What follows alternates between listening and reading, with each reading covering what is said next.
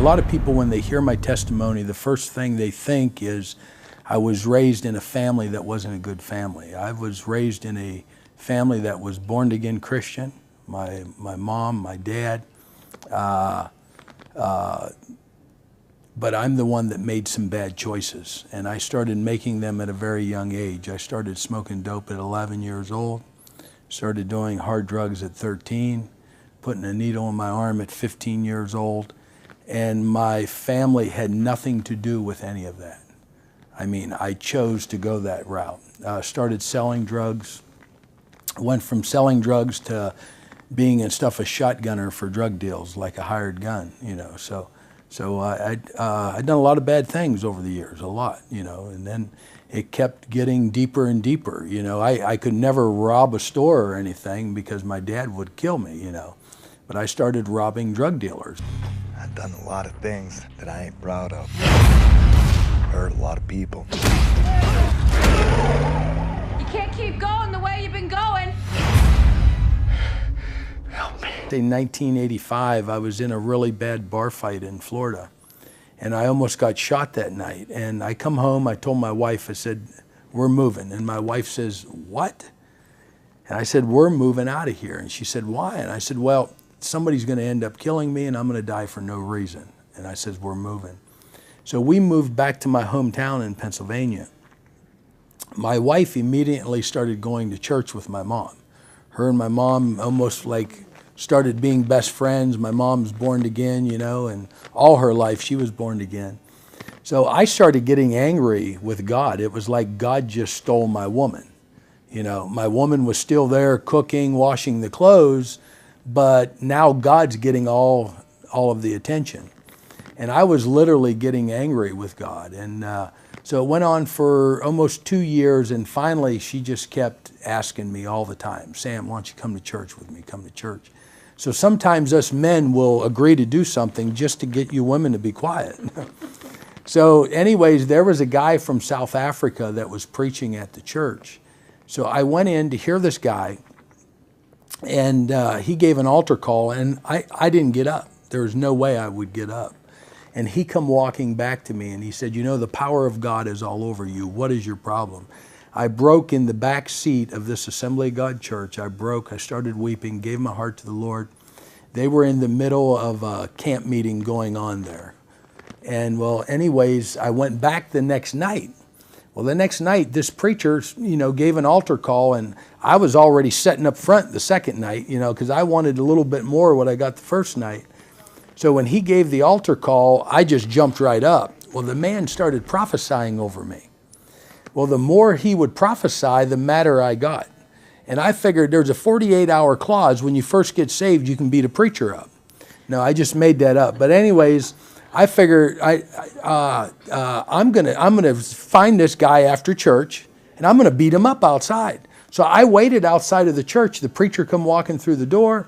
I started cursing him. I started cussing at him, telling him, don't you tell me I'm going to Africa, because he was prophesying over me that I was going to Africa, and this was June of 1992, that I was going to be in a war. Everything that's happening in my life now is what he was prophesying.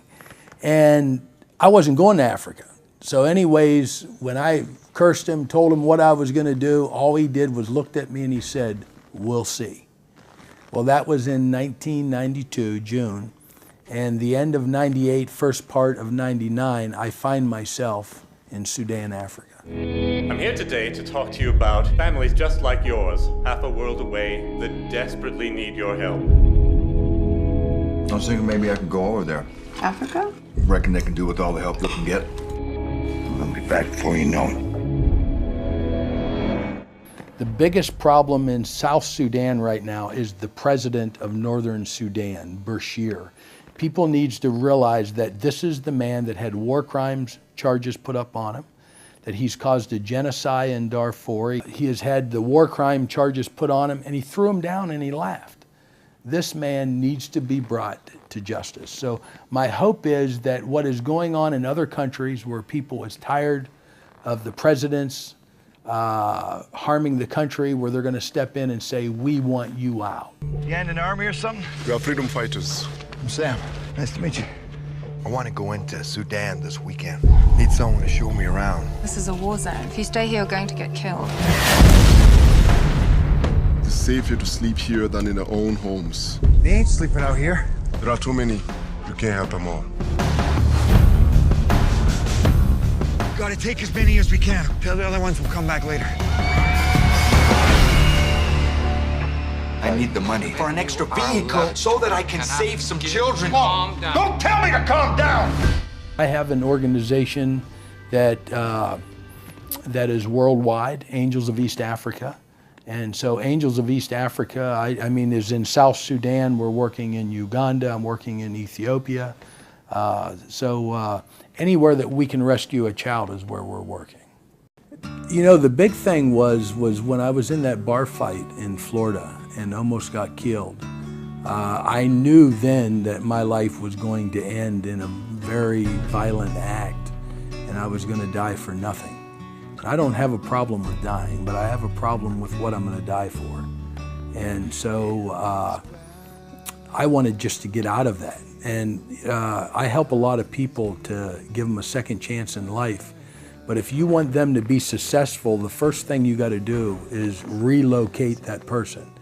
Get them out of the lifestyle that they were living into a new lifestyle again.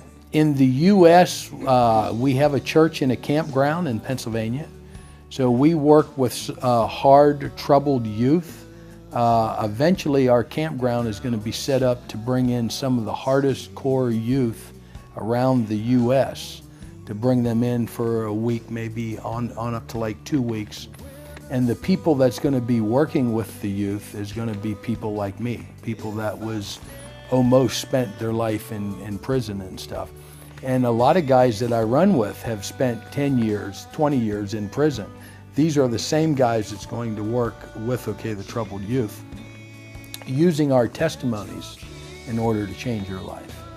Shekinah Fellowship is the name of our church, and we got several cabins. We're on 40-some acres, and then we got 20 acres behind it, so it's like 60-some acres in the middle of the woods, you know. So there's ponds there for fishing, boating for the kids. If you would get the opportunity just to come to our church, you would see how many lives that we reach here in the U.S. If you started interviewing the church, you would find out that there's people that were drug addicts, drug dealers, alcoholics in our church. And the thing about us is we don't give up on anyone. The only way, and we still won't give up on you, but the only way that we're going to forget about you is if you walk away from us. But otherwise, it doesn't matter if you've messed up. It don't matter the bad things that you have done. We're always there for the people. And when you hear the stories from some of these people, you'll see that our church is like a second chance church. It's kind of all about, you know, giving that person that second chance. Something that I say in about every interview, that I don't want people to think that this movie is about Sam Childers or about rescuing children in Africa. This movie, after you watch it, it's all about you. What are you going to do now? And that's what I want people to walk out of the theater thinking about, not Sam Childers, but about their self. What am I going to do now to make a difference? What am I going to fully make a commitment to? And I believe that there's children around the world. Is there problems inside of Sudan? Absolutely. There's serious problems in Sudan right now to this day. They got their independence now, but they're building an infrastructure from nothing, you know. But I believe that there's children around the world, and if God moves on you to work in the U.S., to work in China, Thailand, wherever He moves on you to work at, do your very best.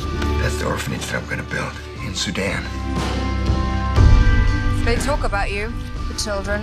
Just trying to help these people. Same as you. The entire rebel army has put a bounty on your head. I must be doing something right. They burn it down. Nothing left. It's over. Get off your butt and build it again. You hear me?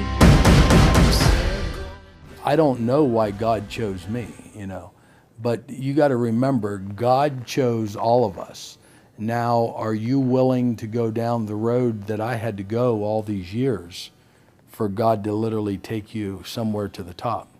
You know, people only see me now in the theaters, but they didn't see the past 15 years of all the hardship I went through, all the tears. They didn't see all the pain. They didn't see me not being around my daughter for 15 years of her life. I got a grandbaby now that I hardly ever get to hold. You know, so people don't see all the sacrifice. They only see some of the glory and think it's always been like that, but it hasn't been. But I guarantee you, no matter who you are, if you're willing to go through that sacrifice, God will take you to the same place that He's taken me. Sam, wait. See where waiting gets you?